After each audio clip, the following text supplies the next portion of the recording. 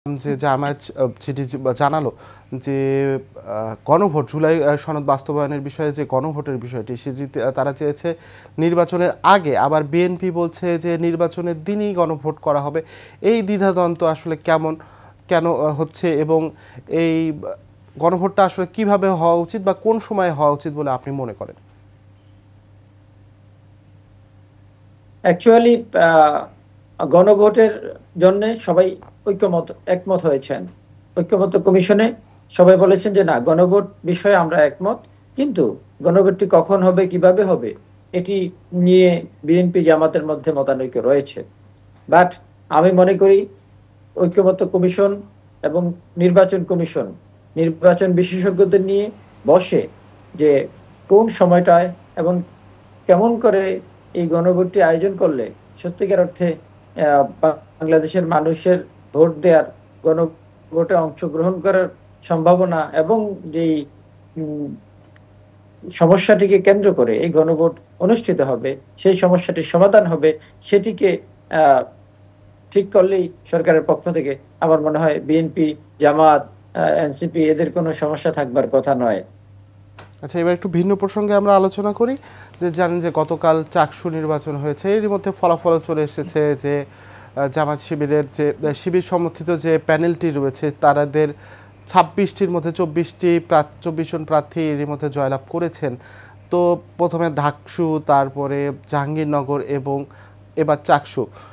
শিবিরের এই জয়টিকে আপনি কিভাবে দেখছেন এবং কেন শিবির এত ভালো ফলাফল করছে এই ছাত্র সংসদ নির্বাচনগুলোতে? দেখেন, আমরা ডাকসু নির্বাচন দেখেছি, জাকসু দেখেছি, এখন কালকে যে চট্টগ্রাম বিশ্ববিদ্যালয়ের ছাত্র সংসদ। আমি আগেও কয়েকটি টেলিভিশনে বলেছি যে ছাত্রদল তার যেই গতানুগতিক রাজনীতি, এটি থেকে বেরিয়ে আসতে হবে এবং স্টুডেন্টরা, সাধারণ শিক্ষার্থীরা কি চায় সেটি গবেষণা করে বের করতে হবে।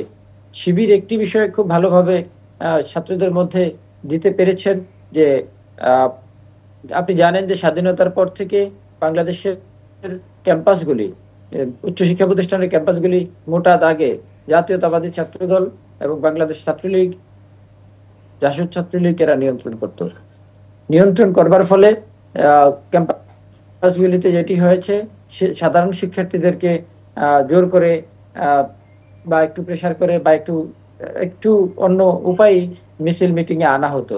সাধারণ শিক্ষার্থীরা এটি এই 24-এর গণ অভ্যুত্থানের পরে শিবির এটি সাধারণ শিক্ষার্থীদের মধ্যে ভালোভাবে ঢুকিয়ে দিতে পেরেছেন যে ওদের মগজে যে যদি ছাত্রদল ছাত্র সংসদ নির্বাচনে অংশগ্রহণ নির্বাচিত হয়, তাহলে কিন্তু ছাত্রলীগের মতোই আবার সেই অত্যাচার নির্যাতন শুরু করবেন। ছাত্রদল এটিকে কোনোভাবেই ব্যাকআপ করতে পারেন নাই, এটিকে প্রিভেন্ট করতে পারেন নাই। অন্যদিকে গত এক বছরে শিবিরের যে মানে অর্গানাইজড কাজ, এটিও ছাত্রদলের পক্ষ থেকে আসলে ভালো কাজ দিয়ে এটিকে মোকাবেলা করতে পারেননি। ছাত্র শিবিরের যেই সাংগঠনিক কাজ, সেটি সাধারণ শিক্ষার্থীদের মধ্যে এক ধরনের জনপ্রিয়তা নিয়েছে বলেই আমি মনে করি, এবং ছাত্র দলের উচিত হচ্ছে কিভাবে সাধারণ শিক্ষার্থীদের মন জয় করা যায়, কোন কোন কাজগুলির মাধ্যমে, সেটিকে দেখা।